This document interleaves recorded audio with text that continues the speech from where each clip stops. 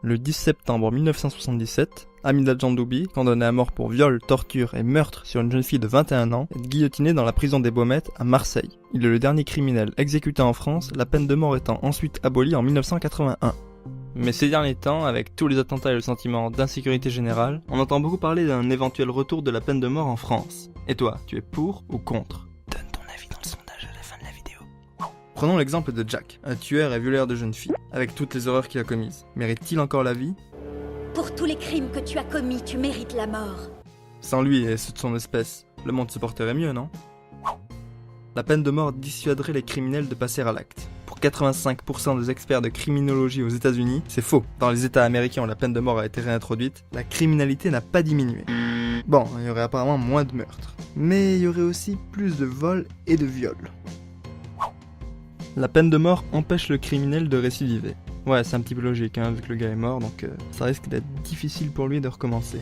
Mais en théorie, la prison à vie empêche elle aussi la récidive. En théorie.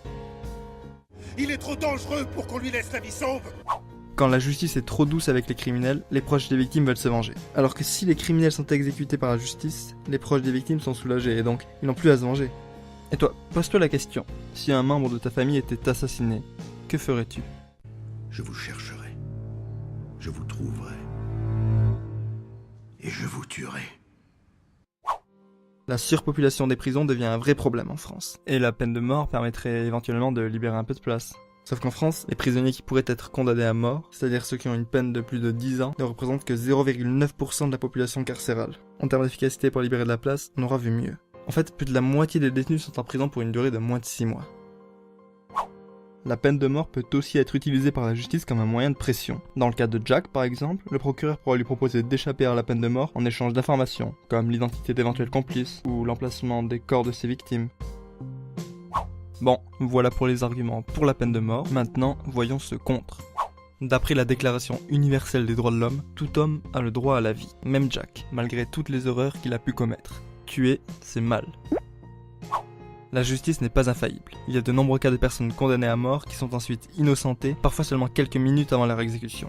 Mais des fois, c'est trop tard, parce que l'innocent est mort. Et je pense qu'il s'en fout un peu d'être innocenté après ça.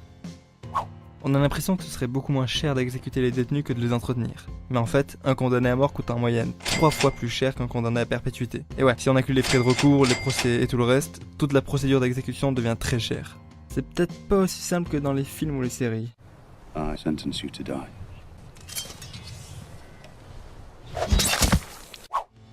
Comme tout le monde, le condamné a une famille. Il a des parents, il a peut-être une femme et des enfants. Mettons qu'il a un fils. Vous imaginez le traumatisme que ça doit être pour lui de voir son père tué par la justice ?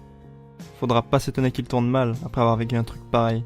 Derrière chaque exécution, il y a un bourreau. Et ouais, il faut bien que quelqu'un fasse le sale boulot. Sauf que donner la mort peut gravement nuire à sa santé psychologique. Et ça, c'est pas très cool pour lui.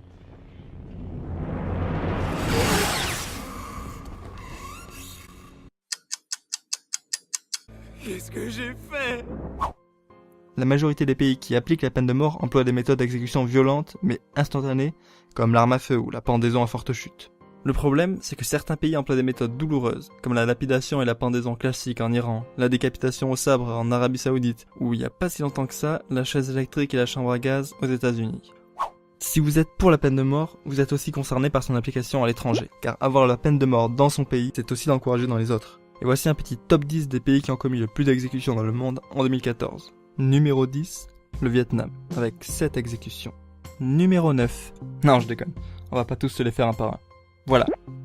Et si vous vous demandez pourquoi la Corée du Nord ne se trouve pas dans le classement, eh bien c'est parce qu'elle est là, avec un nombre d'exécutions indéterminé. Ouais, ça doit pas être joli à voir tout ça. Certains pays, comme la Chine, l'Iran ou l'Arabie Saoudite, procèdent régulièrement à des exécutions pour viol, enlèvement ou trafic de drogue. Mais dans le pire des cas, l'État se sert de la peine de mort comme d'un moyen de répression, comme le gouvernement de la Corée du Nord ou celui de la Chine, qui exécute régulièrement des opposants politiques. Et c'est pas impossible qu'il arrive la même chose en France. Sméagol l'a déjà fait. Il peut recommencer.